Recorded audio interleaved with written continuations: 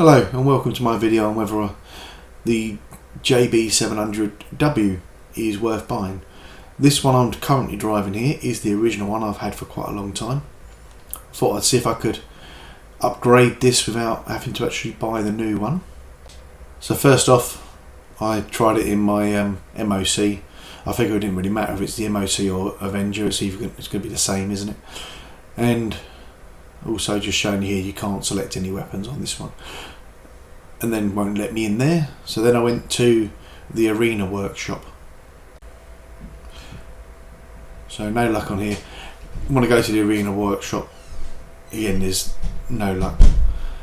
Now first off, I have to say the weaponised version of this, you can't enter into races anyway, but you're never going to win a classic car race with a JB700 because they're just not competitive.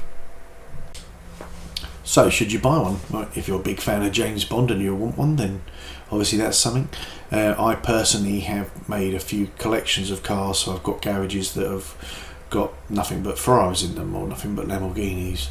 I have this one in, which I'll show you in a moment, in a collection of movie cars.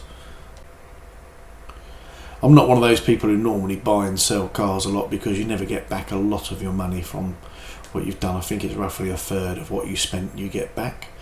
So if you do own the original one, unless you really want the weapons, it's probably not worth buying this. However, I did want the weapons, and I decided that because of, although you get well, guns of your main weapon, but your secondary weapon you can have either slicks or spikes.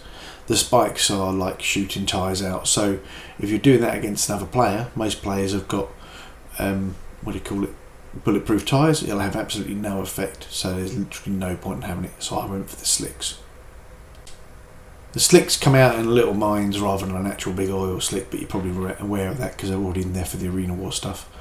That's the total price, 1.5 million or 1.6 million just under, to buy this, and I just thought I'd show you what the slicks do. So once it explodes, it leaves like a little mark on the road like that, and of course they then will make it harder for you to steer. So you got to place them in the right place anyway, and like all other mines, you can place 5, and then once you place the 6th one, the 5th one, or the first one disappears rather. It's not like the mines are going to cause mayhem anyway. This is fairly bad place because they're going very slow when you see it go off, but you see it cause it to slide around there.